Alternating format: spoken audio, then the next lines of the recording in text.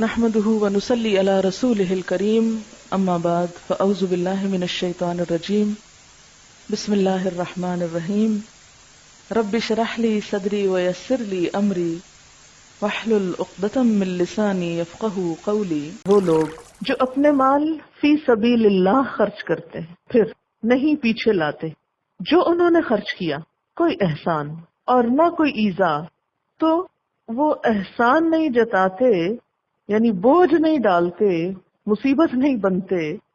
یہاں اس سے مراد وہ طعن و تشنیع ہے، وہ تحقیر و توہین ہے جو عموماً کم ظرف لوگ مال دینے کے بعد احسان کر کر کے دوسروں کو پہنچاتے ہیں۔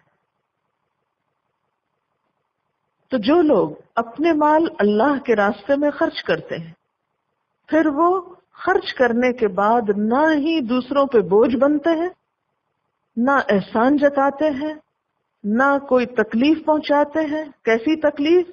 نہ جسمانی، نہ جذباتی، نہ روحانی، کسی قسم کی اذیت کا سبب نہیں بنتے۔ لہم اجرہم عند ربہم، ان کا اجر ان کے رب کے پاس ہے، محفوظ۔ تو یوں محسوس ہوتا ہے نا کہ ایسا مال خرچ کرنا جس میں کسی قسم کی خرچ کرنے کے بعد کوئی اذیت نہ ہو، اس کا اجر اور زیادہ بڑا ہے، یعنی ان کی جزا تو ان کے رب کے پاس محفوظ ہو گئی۔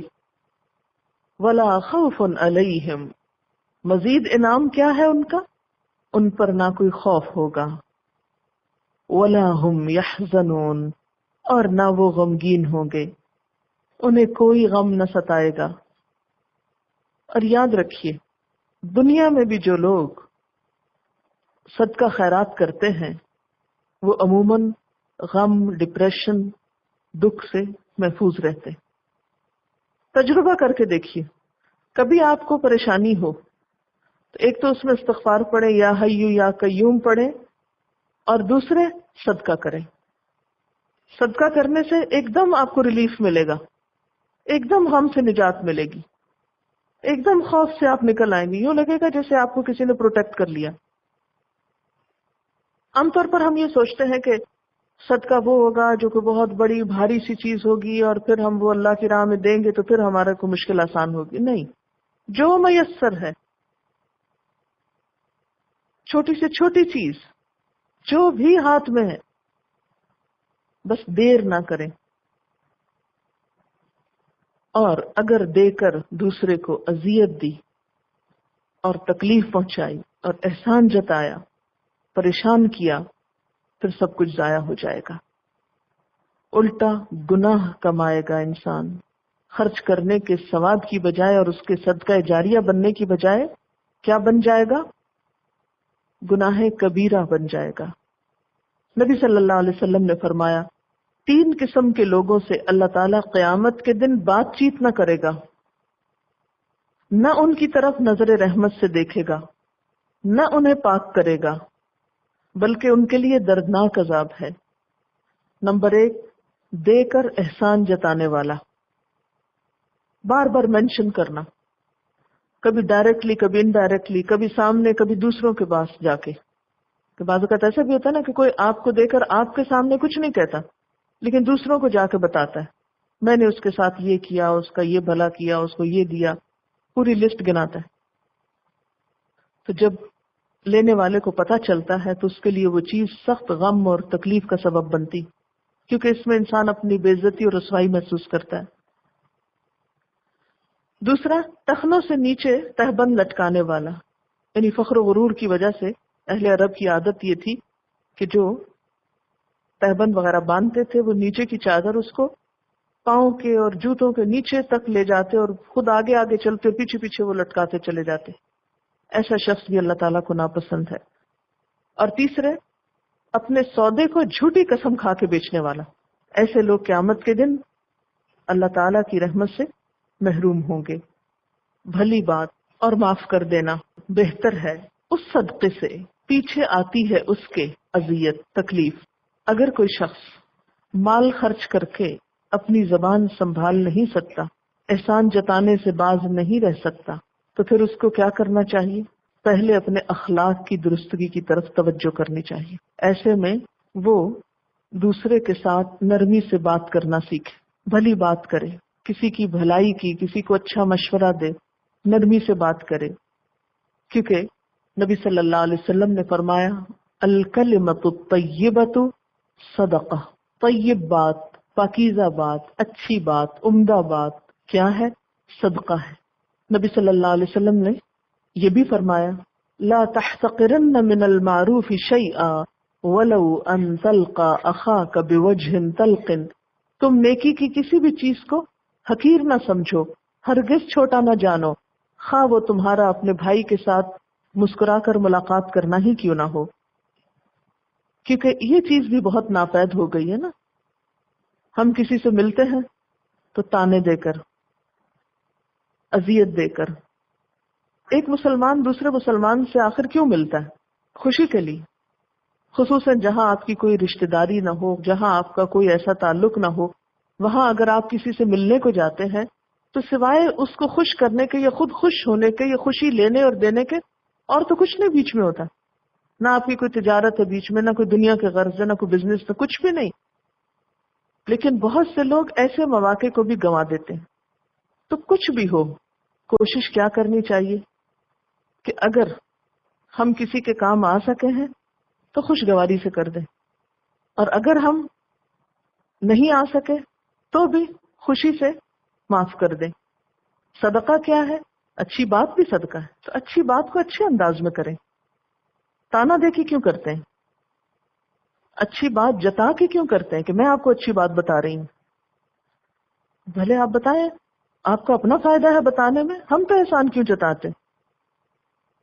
بعض لوگ کھری کھری باتیں سنانے کے شوق میں تانے دیتے رہتے ہیں، اذیت دیتے ہیں.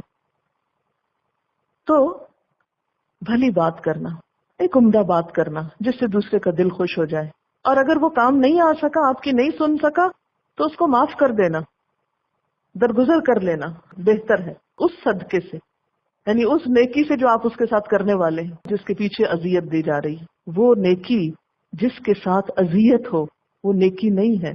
آپ کسی کو اچھا مشورہ دے رہے ہیں یا مسئلہ کسی کا سلجھا رہے ہیں، ان سب چیزوں میں اس بات کا لحاظ رکھنا انتہائی ضروری ہے کہ ہمارے کہنے کا انداز کیا ہے، ہمارے بتانے کا انداز کیا ہے.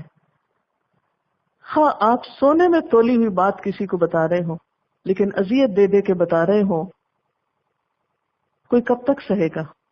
دوسرا بھی انسان ہے. پھر آپ دیکھیے کہ یہاں ان لوگوں کے لیے بھی ایک راستہ رکھا گیا جن کے پاس مال نہیں. کچھ لوگ مال نہیں رکھتے، پھر وہ حسرت کرتے ہیں کہ کوئی صدقہ ہم بھی کر پاتے. ایسے لوگ اگر پیسہ نہیں ہے تو وہ اچھی باتوں کا ہی صدقہ کر دیا کریں، نیکی کی بات، اور دوسروں کے قصور اور تکلیفوں کو معاف کر دینا اس صدقے سے بہتر ہے جس کے پیچھے اذیت آتی ہو.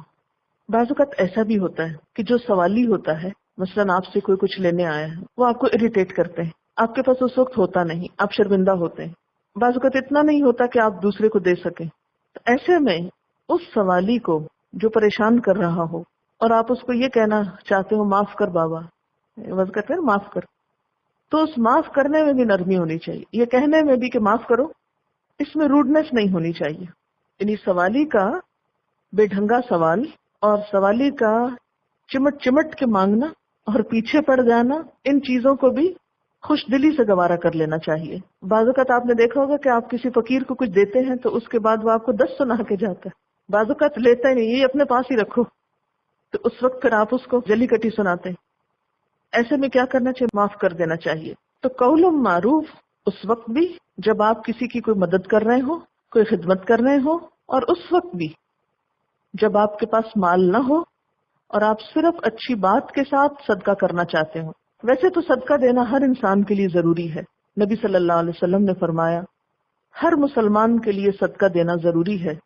صحابہ نے عرض کیا یا رسول اللہ صلی اللہ علیہ وسلم، جس کے پاس مال نہ ہو، یعنی جس کے پاس مال نہ ہو وہ کیا کرے، وہ کیسے صدقہ دے؟ آپ نے فرمایا وہ ہاتھ سے محنت کرے، خود بھی فائدہ اٹھائے اور خیرات بھی کرے. صحابہ نے عرض کیا اگر یہ بھی نہ ہو سکے فرمایا اچھی بات پر عمل کر لے اور بری بات سے پرہیز کرے، اس کے لیے یہ بھی صدقہ ہے۔ نبی صلی اللہ علیہ وسلم نے یہ بھی فرمایا اتقوا النار ولو بشق تمرۃ، آگ سے بچو خواہ کھجور کا ایک ٹکڑا دے کر ہی کیوں نہ بچو۔ حضرت ابو ہریرہ رضی اللہ تعالیٰ عنہ کہتے ہیں کہ میں نے رسول اللہ صلی اللہ علیہ وسلم سے پوچھا کون سا صدقہ افضل ہے؟ فرمایا تنگ دست جو اپنی محنت میں سے صدقہ کرے، یعنی کس کا صدقہ سب سے اچھا ہے؟ جو اپنی محنت میں سے صدقہ کرے، اور ان سے ابتدا کرے جو تیرے زیر کفالت ہیں، یعنی پہلے کن کو دے؟ جن کی ضروریات پوری کرنا اس کے ذمہ ہے۔ کیونکہ بہت سے لوگوں کو آپ نے دیکھا ہوگا کہ وہ ادھر ادھر رشتہ داروں کے بچوں کو تو خوب دیتے رہتے ہیں نام بری کے لیے، اپنے بچوں کی فیس بھی نہیں دیتے۔ ایک دفعہ ایک آدمی نے نبی صلی اللہ علیہ وسلم سے پوچھا کہ کون سا صدقہ افضل ہے؟